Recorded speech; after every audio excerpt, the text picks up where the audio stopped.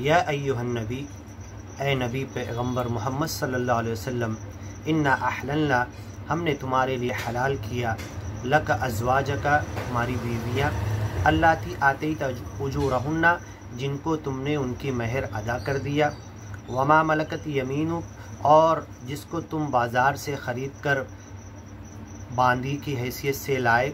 उस ज़माने में बिकते थे मर्द इंसान और औरतें। मिम्मा अफ़ा अल्लाहु अलैक, और जो माल फ़े के तौर पर जंगों के अंदर अल्लाह ने तुम्हें नसीब किया औरतें, वो तुम्हारे लिए हलाल हैं। व बनाती अम्मिका, और तुम्हारे चचा की बेटियाँ, व बनाती अम्मातिका, तुम्हारी फूफी की बेटियाँ, व बनाती खालिका, तुम्हारे मामू की बेटियाँ, व बनाती खालातिका, और तुम्हारी खाला की बेटियाँ, अल्लाती हाजर नमाक, जो तुम्हारे साथ हिजरत करके मक्का से मदीना आईं। वम्रअतम मुमिना, अगर कोई मोमिन औरत इम वहाबत नफ्सहा लिन्नबी, आए और कहे कि मैं अपने आप को नबी के लिए वक्फ़ करती हूँ। इन अरादन नबी अन यस्तनकिहहा, अगर नबी मोहम्मद पैगंबर उससे निकाह करना चाहे, खालिसतन लक, तो तुम कर सकते हो। ये हुक्म स्पेशली फॉर यू, सिर्फ तुम्हारे लिए है, स्पेशल है, खालिस ख़ास है। मिन दूनिल मुमिनीन, मोमिनों को इसकी इजाज़त नहीं है।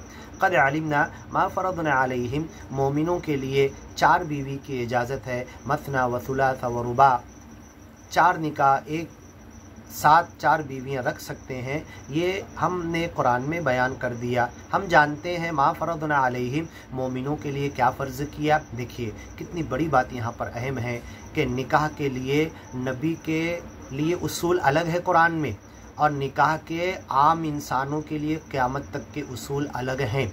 लेकिन तलाक़ के लिए नबी के लिए भी वही उसूल है, और तलाक़ के लिए उम्मती के लिए भी वही उसूल है। यहाँ तक कि अल्लाह ने कहा या अय्युहन नबी, तलाक़ देने का तरीक़ा नबी को अल्लाह ने सिखाया है, और नबी अल्लाह के बताए हुए तरीके के ख़िलाफ़ चल नहीं सकता।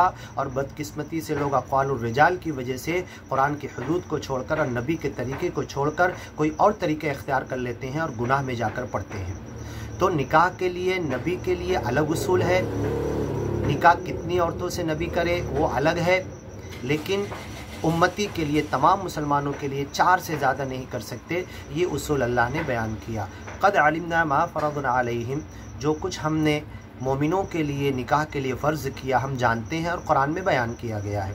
फ़ी अज़वाजिहिम, उनकी बीवियों के ताल्लुक़ से, वमा मलकत अयमानुहुम, और उनके मिल्क यमीन जो बाज़ार से बांदी ख़रीद कर लाए या जंगों में हाथों में आए, माल गनीमत के तौर पर उनको मिले, उनका मामला उनके लिए इजाज़त है।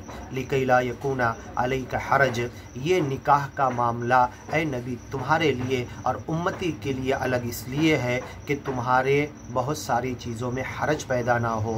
तुम नबी हो, तुम्हें क़ानून बताना है, चलाना है, तो तुम्हारे लिए हमने निकाह का अलग क़ानून रखा और उम्मती के लिए अलग रखा। लेकिन तलाक़ का कानून सब के लिए बराबर है। या अय्युहन नबी, ए नबी अगर तुम तलाक़ दो, तल्लक़तुमुन्निसा, इज़ा तल्लक़तुमुन्निसा फ़तल्लिक़ूहुन्ना लिइद्दतिहिन्ना, तो इद्दत के मुताबिक दो। व अहsul इद्दा, और इद्दत गिनो बड़े ईमानदारी के साथ।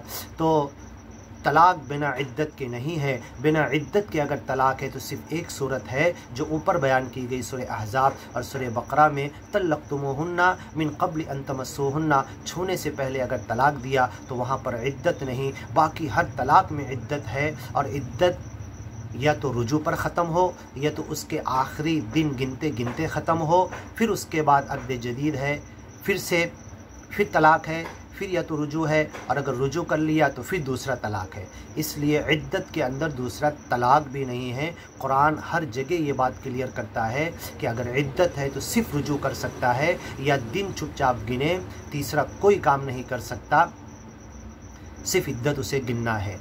तो रुजू का ये हक़ किसी का ख़त्म नहीं किया जा सकता। बहुत सारे लोग अक़वालुर रिजाल की वजह से ये रुजू का हक़ ख़त्म कर देते हैं। अल्लाह समझने की तौफ़ीक़ अता करे।